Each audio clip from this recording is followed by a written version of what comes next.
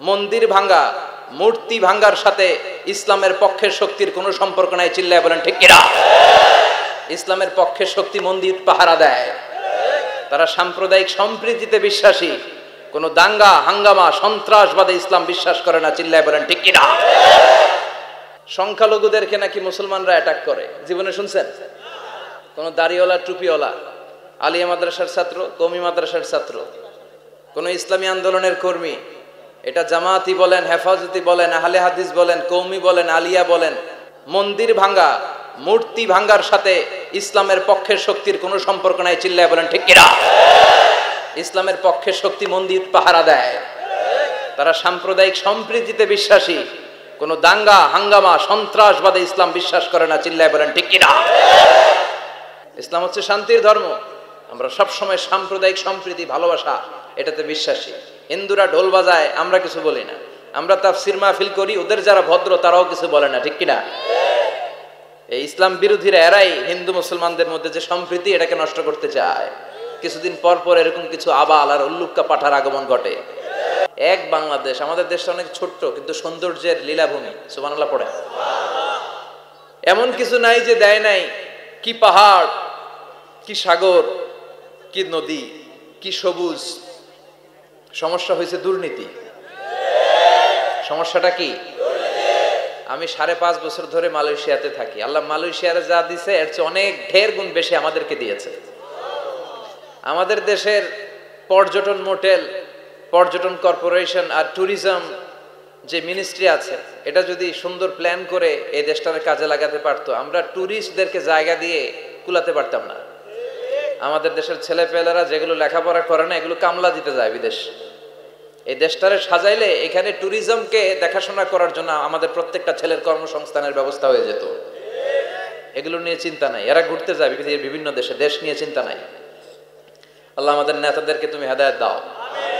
এজন্য ঘুরবেন, দেশটাকে ঘুরবেন। আমি আমার ছোটবেলাতেই পুরো বাংলাদেশ ঘুরে ফেলছি। আমি যখন দাখিল, আলিম, এসএসসি, এইচএসসি দেই, তখনই আমি বাংলাদেশ কাবার। কারণ ঘুরতে খুব পছন্দ হতো। কত সুন্দর দেখার মতো জায়গা আল্লাহ বাংলাদেশে রেখেছে। আপনি পঞ্চগড়ে গেলে দেখবেন কাঞ্চনজঙ্ঘা, ওখানে দাঁড়ালে আকাশটা ক্লিন থাকলে হিমালয়ের পাহাড় দেখা যায়। বাংলাদেশ থেকে দাঁড়িয়ে কাঞ্চনজঙ্ঘা থেকে হিমালয় দেখা যায়। ওই জায়গাটারে যদি ট্যুরিজমের জন্য প্রমোট করা হতো, lakh lakh tourist Europe America থেকে ছুটতো। এখন এই দেশে আসে না, সিকিউরিটি নাই, কোনো নীতিমালা নাই, কোনো নিয়ম কানুন নাই। এজন্য এই দেশে আল্লাহর রহমত নাই। একের পর এক গজব দিয়ে আল্লাহ আমাদেরকে পরীক্ষা করছে। চিল্লা এখন ঠিক কিনা? আল্লাহ তুমি গজব থেকে বাঁচাও, তোমার রহমত নাজিল করো, আমাদের সবাইকে মাফ করো। আমরা শিখতে এসেছি, শিখতেই হবে, আপনাকে পড়তেই হবে। কোরআনের প্রথম কথা হচ্ছে পড়ো আর নিজের জীবন গড়ো। ঠিক কিনা?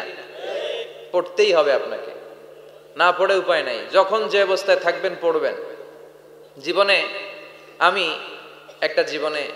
আমার একটা কিছু মটো আছে, লক্ষ্য, এটাকে খেয়াল করে আমি চলি। বিষয়টা হচ্ছে এরকম যে আমি কখনো হারি না, আমি হয় জিতি নয় শিখি। এরকম একটা অ্যাটিটিউড রাখবেন যে শিখতে আমাকে হবেই, কিন্তু হেরে যাব না আমরা। চিল্লায় বলেন ঠিক কিনা? এবং শিখাটাই আপনাকে মুক্তি দিতে পারে। এজন্যই কোরআনের প্রথম কথা আল্লাহ শিখার ব্যাপারে উদ্বুদ্ধ করেছেন। আল্লাহ বলেছেন ইকরা বিসমি রাব্বিকাল্লাযী খালাক, read in the name of your lord who has created. পড়ো তোমার প্রভুর নামে যিনি তোমায় শিখিয়েছেন। এজন্য পড়তে হবে, জানতে হবে। আসেন আমরা সরাসরি মহাবিশ্বয় মহাগ্রন্থ আল কোরআন থেকে শুনি। উদ্দেশ্য হচ্ছে যে আমরা নিজেদেরকে আলোকিত করব। উই এনলাইটেন আওয়ারসেলফ, ভিতরটাকে আলোকিত করব, আলোকিত মানুষ হব, সাদা মনের মানুষ হব, আল্লাহওয়ালা হব ইনশাআল্লাহ। পড়েন। উদ্দেশ্য যদি ভালো হয়, সওয়াব কামিয়ে আপনি শেষ করতে পারবেন না। আর উদ্দেশ্যে যদি ভেজাল থাকে কোনো লাভ নাই। হাবা মানসুরা, সব শেষ। এগুলারে উঠাইলে, মিজানের পাল্লায় উঠালে কোনো ধরনের ওজন হবে না। আজকের এই তাফসীর মাহফিলে আমরা এসেছি শিখার জন্য আর একজনকে খুশি করার জন্য। তিনি কে? আল্লাহ। আজকে আমি জানি কথা শোনাবো আপনাদেরকে। শুরুতে আগে সংক্ষেপে বলে দিই, এই সূরার মূল কথা হচ্ছে, মানে সেন্ট্রাল থিম বা সাবজেক্ট ম্যাটার, সূরাতুদ দুহার কেন্দ্রীয় আলোচ্য বিষয় হচ্ছে নিরাশ হবেন না, হতাশ হবেন না, হাল ছাড়বেন না, ভরসা রাখবেন কার উপর? আল্লাহ। মুমিনরা নিরাশ হয়, হতাশ হয়, হাল ছাড়ে নাকি ভরসা রাখে? কার উপর ভরসা? কার উপর? না নৌকার উপর? ধানের শীষ, নাঙ্গল, হাত পাখা, দাড়িপাল্লা, ভরসা থাকবে একজনের উপর। চিল্লায় বলেন তিনি কে? Never be sad, never lose hope. Every time you feel like you cannot go on, you feel so lost that you are so alone. Don't despair and never lose hope, 'cause Allah is always by your side. Insha'Allah, Insha'Allah, Insha'Allah, you'll find your way. Insha'Allah, Insha'Allah, Insha'Allah, you'll find your way. Every time you feel like you cannot go on, you feel so lost that you are so alone. Don't despair and never lose hope, 'cause Allah is always by your side. Insha'Allah, pardon? Insha'Allah, Insha'Allah, you'll find a way. Insha'Allah, Insha'Allah, Insha'Allah, you'll find a way. ঠিক কি না? কি সুন্দর nasheed. Never lose hope, you will find your way. তুমি তোমার পথ খুঁজে পাবে। আমাদেরকে পথ দেখায় কে? আল্লাহ। এজন্য সূরাতুদ দুহার কেন্দ্রীয় আলোচ্য বিষয় হচ্ছে হতাশ হওয়া যাবে না, নিরাশ হওয়া যাবে না, হাল ছাড়া যাবে না, ভরসা রাখতে হবে একজনের উপরে। চিৎকার করে বলেন তিনি কে? আল্লাহ। হতাশ যারা, ফ্রাস্ট্রেটেড আপসেট পিপল, তাদের জন্য, হতাশ ব্যক্তিদের জন্য এই সূরাটা একটা আলোকবর্তিকা, একটা আলোর মশাল। এই সূরাটা পড়লেই হতাশ ব্যক্তিরা মনে শান্তি পায়, আশা ফিরে পায়, দিক ফিরে পায়। ঠিক কিনা? এই সূরাটা নাজিল হওয়ার একটা ব্যাকগ্রাউন্ড আছে, শুনবেন। বিষ্ণু ঈসা ইসলামের কাছে যখন ওহী নাজিল হতে শুরু করলো, বিষ্ণু ঈসা ইসলাম ওহীর কথাগুলো পৌঁছে দিতে লাগলেন। যাই নাজিল হতো বিষ্ণুনবী পৌঁছে দিতেন। বিশ্বনবী সাহাবাদের কাছে শেয়ার করে দিতেন, যেটাই নাজিল হতো তিনি পৌঁছে দিতেন, যেটাই। কারণ আল্লাহর আদেশ, ইয়া আইয়ুহার রাসূল বাল্লিগ মা উনজিলা ইলাইক, ও নবী আপনার কাছে আমি ওহী থেকে যা নাজিল করি সব পৌঁছে দেন, একটাও গোপন করা যাবে না। আল্লাহর কাছ থেকে বিশ্বনবী যে সমস্ত মেসেজ, ইনফরমেশন, তথ্য, রেভেলেশন ওহী পেয়েছে, একটাও কি বিশ্বনবী গোপন করেছে? সব প্রকাশ করে গিয়েছে, সব শেয়ার করে গিয়েছে। বিশ্বনবী শেয়ার করতে লাগলেন। সকালে যা নাজিল হয় শেয়ার করেন, দুপুরে নাজিল হয় শেয়ার করেন, রাতে নাজিল হয় শেয়ার করেন, শেয়ার করতে লাগলেন। কিন্তু কি অবাক করা কাণ্ড, হঠাৎ করে এই ওহী আসার ধারাবাহিকতা আল্লাহ বন্ধ করে দিলেন। ওহী আর আসে না, আকাশ থেকে নতুন তথ্য আর নামে না। ঘটনা কি? ওহী আসে না কেন? তথ্য আসে না কেন? জিব্রাইল আসে না কেন? কোন বর্ণনা এসেছে 15 দিন, কোন বর্ণনায় 1 মাস, 3 মাস, এমনকি 6 মাস পর্যন্ত বর্ণনা পাওয়া যায় যে বিশ্বনবীর কাছে 6 মাস ওহী আসে নাই। বিশ্বনবী তো অবাক, ঘটনা কি? ওহী নামে না কেন? আর ওহী না আসলে তো বিশ্বনবী শেয়ার করতে পারে না। এতদিন যা আসতো বলে বেড়াতো, এখন আসেও না, বলতেও পারে না। কাফির মুশরিকরা বিশ্বনবীর গালি দিতে শুরু করলো, মুহাম্মদের রব মুহাম্মদরে ভুইলা গেছে, মুহাম্মদের আল্লাহ মুহাম্মদরে ছেড়ে দিয়েছে। বিশ্বনবীর চাচি আবু লাহাবের স্ত্রী উম্মে জামিল বলতে শুরু করলো, কি মুহাম্মদ, তোমার শয়তানটা তোমার কাছে আসে না? না, শয়তান দ্বারা তিনি জিব্রাইলকে বুঝিয়েছেন যে তোমার জিব্রাইল তোমার কাছে আসে না। এভাবে সবাই গালমন্দ করতে শুরু করলো যে মুহাম্মদের আল্লাহ মুহাম্মদকে ভুলে গিয়েছে। বিষ্ণু ঈসা ইসলাম নিজেও হতাশ হয়ে গেলেন। কি রে, ওহী আসে না কেন? আমার কোনো ভুল হচ্ছে না তো? আমার কোনো অপরাধ হয়ে গেল না তো? আল্লাহ কি আমার উপর অসন্তুষ্ট হয়েছেন? আল্লাহ কি আসলেই আমারে ভুলে গেছেন? আল্লাহ কি আমাকে ত্যাগ করেছেন? তিনি কি আমার উপর রেগে আছেন? আমরাও মাঝে মাঝে এরকম হতাশ হয়ে পড়ি। এরকম হতাশ লোক আছে না নাই? কিরে, আমার দোয়া কবুল হয় না কেন? আল্লাহ আমার ডাকে সাড়া দেয় না কেন? আমার জীবনে এত দুঃখ কেন? আমার জীবনে তো ভালো কিছু হয় না, খালি সব কষ্ট আমার কেন? এরকম আছে না নাই? এরকম হতাশদের জন্য এই সূরাটা একটা আলোকবর্তিকা, মোটিভেশনাল সূরা। আলহামদুলিল্লাহ পড়েন। বিশ্বনবীকে আল্লাহ আশ্বস্ত করলেন আর এই সূরাটা নাজিল করলেন আর বললেন ওয়াদ-দুহা, ওয়াদ-দুহা। দুহা মানে আলো, দুহা মানে আলো, প্রভাতের সূর্য কিরণের শপথ। Look up the sunlight, it's a very beautiful day out there. ও নবী হতাশ হবেন না, বেরোন, সকালের সূর্যটা কত সুন্দর, কি ঝলঝলে পৃথিবী, ফকফকে আর তকতকে, দেখলেই মনটা ভরে যায়, ঠিক কি না? দুহা, দুহা মানে আলো, আশার আলো, সম্ভাবনার আলো। আমাদের জীবনে আলোর দরকার আছে না নাই? আলো না থাকলে আমরা বাঁচতে পারবো? আলো লাগে বড় ভালো। এই আজকে আলো না থাকলে আমরা দেখা যেত? এজন্য কোরআনকে আল্লাহ আলো বলেছেন। কোরআনকে কি বলেছে?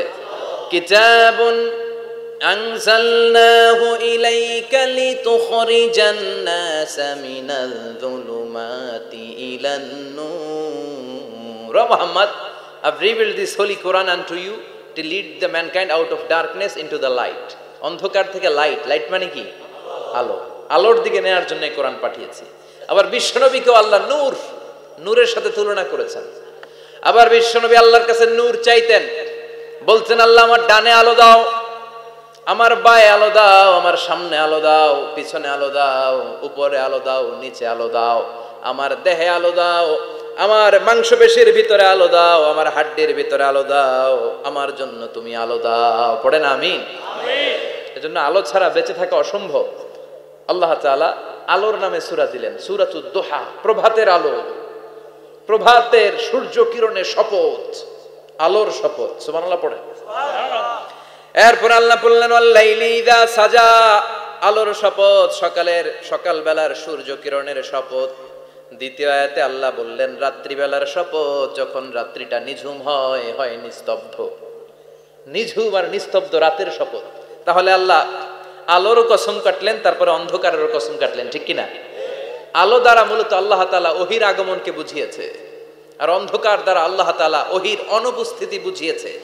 এটা দিয়ে আল্লাহ বুঝাতে চাইলেন, ও নবী, কাফির মুশরিকরা আপনারা গালি দেয়, ওরা বলে যে আমি আপনার ভুলে গেছি, আমি আপনারে ত্যাগ করেছি, আমি আপনার প্রতি অসন্তুষ্ট। না না, আমি ইচ্ছা করে ওহি পাঠাই না, কারণ সব সময় আলো থাকলে ভাল লাগে না, কিছু সময় অন্ধকারের দরকার আছে না নাই?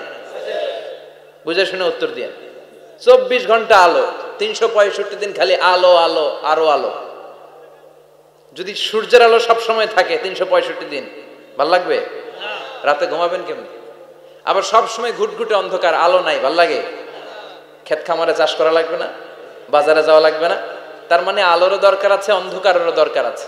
এটা দিয়ে আল্লাহ বুঝাতে চাইলেন, নবী, ওহি নাজিল করার যেমনি দরকার আছে, মাঝে মাঝে ওহি বন্ধ রাখা আপনার বিশ্রাম দেওয়ারও দরকার আছে। চিৎকার করে বলেন আল্লাহু আকবার। এজন্য আল্লাহ বললেন ওয়াদ-দুহা ওয়াল-লাইলি ইযা সাজা মা ওয়াদ্দা'আকা রাব্বুকা ওয়া মা ক্বালা ওয়ালাল আখিরাতু খায়রুল লাকা মিনাল উলা। সুবহানাল্লাহ পড়েন। ও নবী, প্রভাতের সূর্য কিরণের শপথ, নিঝুম নিস্তব্ধ রাত্রিবেলার শপথ, আলো আর অন্ধকারের শপথ করে আমি বললাম আপনার প্রভু আপনারে ভুলে যায় নাই, আপনার উপর অসন্তুষ্ট হয় নাই। আমি আল্লাহ ইচ্ছা করে ওহি বন্ধ রেখেছি, কারণ ওহির একটা পাওয়ার আছে, বারবার ওহি রিসিভ করলে আপনার স্নায়ু এটা সহ্য করতে পারবে না, আপনার দেহ এটারে বরদাস্ত করতে পারবে না। নবী, আমি আপনার প্রতি এত রহম দিল, এত ভালোবাসি, বারবার ওহি নিতে নিতে আপনার যে কষ্ট হয়, এই কষ্টটা আমার আল্লাহর সহ্য হয় না। এজন্য আমি আল্লাহ ইচ্ছা করে কিছুদিন ওহি বন্ধ রাখছি। সুবহানাল্লাহ পড়েন। তার মানে এই নয় যে আমি আপনারে ভুলে গিয়েছি, আমি আপনারে ছেড়ে দিয়েছি। আরে নবী, আমি তো আমার নামের সাথে আপনার নামকে জুড়ে দিয়েছি। লা ইলাহা ইল্লাল্লাহ মুহাম্মাদুর রাসূলুল্লাহ। যেখানে আমার আল্লাহর নাম, সেখানেই বিশ্ব নবীর নাম আছে না নাই? আজান যখন দেই আল্লাহু আকবারের পরে বিশ্ব নবীর নাম আছে না নাই? একামতে আছে না নাই? আবার আল্লাহর জন্য যখন সালাত আদায় করি, শেষ বৈঠকে বিশ্ব নবীর উপর দুরূদ আছে না নাই? রাফা'না লাকা যিকরাক। ও নবী, আপনার নামকে আমি অনেক উপরে তুলে ধরেছি। আমার নাম যেখানে, আপনার নাম ওইখানে। গোটা বিশ্বব্যাপী আপনার নাম ছড়ায় যাবে। ওরা আপনারে গালি দেয় কবি বলে, ওরা গালি দেয় গণক বলে, ওরা বলে আপনি আফতার, লেস কাটা। আসলে যারা আপনারে গালি দেয় ওরাই লেস কাটা। ওরা আপনারে বলে আপনি নির্বংশ, আপনার ছেলেগুলো বেঁচে নাই, মেয়ে বেঁচে আছে, আপনার নাম নেয়ার কেউ থাকবে না। ওই আবু জাহেল, উতবা, সাইবা, ওদের নাম নেয়ার কেউ থাকবে না। আপনি লেসকাটা নন, আপনি নির্বংশ নন। ইন্না শানিয়াকা, চিল্লায় বলেন ইন্না শানিয়াকা। যারা আপনারে গালি দেয়, যারা আপনারা নিয়ে কটু কথা বলে, ওরাই লেস কাটা, ওরাই নির্বংশ। ওদের বংশকে আমি আল্লাহই নির্বংশ করে ছাড়ি। চিল্লায় বলেন ঠিক কি না? ও নবী, মা ওয়াদ্দাআকা রাব্বুকা ওয়া মা ক্বালা। আপনার রব আপনারে পরিত্যাগ করে নাই, আপনারে ভুলে যায় নাই, আপনারে ছেড়ে দেয় নাই। আপনার রব ইচ্ছা করেই ওহী নাজিল বন্ধ করে রেখেছে। আমি ইচ্ছা করেই আপনারে প্রেসার দিতে চাই নাই গো নবী, কারণ ওহী রিসিভ করা অনেক কঠিন। এটা আস্তে আস্তে আপনি অভ্যস্ত হবেন। সুবহানাল্লাহ পড়ে। ওহীর একটা পাওয়ার আছে না নাই? আমরা তো কি মজায় মজায় কোরআন পাইছি। এই যে কি সুন্দর কোরআন নিয়ে বসে পড়ি, তাফসীর করি, কি মজার কোরআন। আহা, এই কোরআনটা রিসিভ করতে যে বিশ্বনবীর কত কষ্ট হয়েছে। এই কোরআনকে আল্লাহ বলেছেন এটা কাউলান সাকিলা, very heavy and weighty word. এটা অনেক ওজনওয়ালা কথা। ইন্না সানুলকি আলাইকা কাউলান, এটার অনেক ওজন। এই কোরআনটা যদি পাহাড়ের উপরে নাজিল করা হতো, পাহাড়গুলো দুমড়ে মুচড়ে ভেঙে টুকরো টুকরো হয়ে খান খান হয়ে যেত। ঠিক কি না? এত কঠিন বানিয়ে এটা। ও নবী, আমি আলোর সাথে ওহীর মিল ঘটিয়েছি, আলো দিয়ে ওহীকে বুঝিয়েছি। সূর্যের যেমনি কিরণ আছে, তেজ আছে, এই ওহীরও একটা তেজ আছে। এই তেজ, এই কিরণ আপনি সব সময় সহ্য করতে পারবেন না। এজন্য আমি ইচ্ছা করে কিছুদিন ওহী নাজিল করা বন্ধ করে রেখেছি। সুবহানাল্লাহ পড়ে। ইচ্ছে করে আমি নাজিল করি নাই। সব সময় নাজিল হলে আপনার ভালো লাগতো না। বুখারীর বর্ণনা, মা আয়েশা বলতেন শীতের রাতে, কনকনে মাঘ মাসের শীতের রাতে যখন বিশ্বনবীর উপর কোরআনের আয়াত নাজিল হতো, বিশ্বনবী ঘেমে ঘেমে একাকার হয়ে যেতেন। হাত্তা লা ইয়াতাফাসসাদু জাবিনুহু আরাকান, বিশ্বনবীর দাড়ি আর থুতনি বেয়ে ঝরঝর করে পানি পড়তো। আমরা কম্বল গায়ে দিয়ে থাকি আর বিশ্বনবী ঘামে। সুবহানাল্লাহ কইবেন না? এটা কাউলান সাকিলা, অনেক ওজনওয়ালা কথা। আবার বিশ্বনবী যখন ওটের উপরে বসে থাকা অবস্থায় কোরআনের আয়াত নাজিল হতো, ওটের বুকটা মুহূর্তের মধ্যে বালুর মধ্যে, জমিনের মধ্যে লেগে যেত। ঘোড়ায় চড়া অবস্থায় বিশ্বনবীর কাছে যখন কোরআন নাজিল হতো, ঘোড়ার পা গুলো মরুভূমির বালুতে দেবে যেত। মাঝে মাঝে বিশ্বনবী সাহাবাদের রানের উপরে, পায়ের উপরে মাথা দিয়ে শুয়ে পড়তেন, ক্লান্ত শ্রান্ত। যায়েদ বিন হারেসা, বিশ্বনবীর পালক পুত্র, তার পায়ের উপরে মাথা রেখে বিশ্বনবী একবার কথা বলতে বলতে ঘুমিয়ে পড়লেন। ঘন্টাখানিক ঘুমালেন। যায়েদ বিন হারেসা বলে, আমার কাছে তেমন কোনো কষ্টই হচ্ছে না, বিশ্বনবীর মাথাটা খুব বেশি ওজন মনে হচ্ছে না। ঘন্টাখানিক পর বিশ্বনবী চোখ খুললেন, আর খোলা মাত্রই ওনার উপর ওহী কোরআনের আয়াত নাজিল করতে শুরু করলো। কে? যায়েদ বিন হারেসা বলে, যখনই কোরআনের আয়াত নাজিল হতে শুরু করলো, আমার মনে হচ্ছে বিশ্বনবীর মাথাটা 50-60 কেজি ওজন বেড়ে গিয়েছে। বিশ্বনবীর মাথার ওজনে আমার পায়ের রান ফেটে যাবে, আমার পায়ের হাড্ডি ফেটে যাবে, আমার পাটা ভেঙে খান খান হয়ে যাবে মনে হচ্ছিল। তার মানে কোরআনের আয়াত যখন নাজিল হয়, বিশ্বনবীর উপর একটা প্রেসার আছে না নাই? এই জন্য আল্লাহ বললেন, নবী আমি আপনার ভুলে যাই নাই। কাফেররা যেমনি আপনারে গালি দেয় যে আমি আপনারে ভুলে গিয়েছি, আপনার উপর আমি অসন্তুষ্ট, নেভার, অসম্ভব। আমি আপনার উপর কখনো অসন্তুষ্ট নই, বরং আমি ইচ্ছা করি আপনার উপর থেকে প্রেসার কমিয়ে দেওয়ার জন্য কয়েকদিন ইচ্ছা করে আপনারে ছুটিতে রাখছি। সুবহানাল্লাহ পড়েন, যাতে করে আবার এনার্জি গায়ে নেয়ার পরে নতুন করে কোরআনের আয়াত রিসিভ করার জন্য আপনি সক্ষম হন। চিল্লায় পড়তে হবে আল্লাহু আকবার। এজন্য আল্লাহ বললেন, ওয়াদ-দুহা ওয়াল-লাইলি ইযা সাজা মা ওয়াদ্দা'আকা রাব্বুকা ওয়া মা ক্বালা ওয়ালাল আখিরাতু খায়রুল লাকা মিনাল উলা। এরপর আল্লাহ বললেন, নবী ওয়ালাল আখিরাতু খায়রুল লাকা মিনাল উলা, and verily indeed the hereafter is far better for you than this dunya. এই দুনিয়ার চেয়ে আপনার জন্য আখিরাতটা অনেক দামি। খায়রুল লাকা মিনাল উলা, এই দুনিয়ার চেয়ে আখিরাতটা অনেক শ্রেষ্ঠ। এতে আল্লাহ বললেন দুনিয়ার চেয়ে আখিরাত শ্রেষ্ঠ, আর এক আয়াতে আল্লাহ বললেন দুনিয়ার চেয়ে আখিরাত হলো স্থায়ী। ঠিক কি না?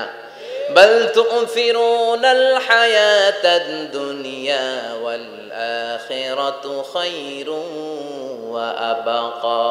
তোমরা দুনিয়ার জীবন নিয়ে পাগল পাড়া হয়ে থাকো, আল্লাহ বললেন দুনিয়ার জীবনের চাইতে আখিরাতের জীবন শ্রেষ্ঠ এবং স্থায়ী। ঠিক কি না? কার কথা? দুনিয়া স্থায়ী না আখিরাত স্থায়ী? দুনিয়া শ্রেষ্ঠ না আখেরাত শ্রেষ্ঠ? কিন্তু আমরা কোনটার পিছনে দৌড়াই? খালি দুনিয়া দুনিয়া, দুনিয়া কে মজা লে লো, দুনিয়া তোমারি হ্যায়। কিন্তু জান্নাত কে মজা লে লো, জান্নাত তোমারি হ্যায়, ওইটা কয় না। আছে না নাই? দুনিয়ার পেছনে পাগল হয়ে আমরা পড়ে থাকি। এই দুনিয়ার জীবনটা একটা মায়াজাল, এটা একটা মরিচিকা। এই মরিচিকা, এই ধোঁকা, এই লালসা আর এই মায়াজালের পেছনে আমরা ছুটছি। ছুটতে ছুটতে হুট করে একবার কবরের ভিতরে ঢুকতে হবে। কথা বলেন, তখন আমাদের টনক নড়বে। এজন্য দুনিয়া মুমিনদের জন্য শ্রেষ্ঠ আর স্থায়ী জায়গা নয়। মুমিনের আসল জায়গা হচ্ছে আখিরাত। মুমিনের শান্তি আর কল্যাণের জায়গা হচ্ছে আখিরাত। জান্নাত হচ্ছে মুমিনের শেষ ঠিকানা। চিৎকার করে বলেন ঠিক কি না?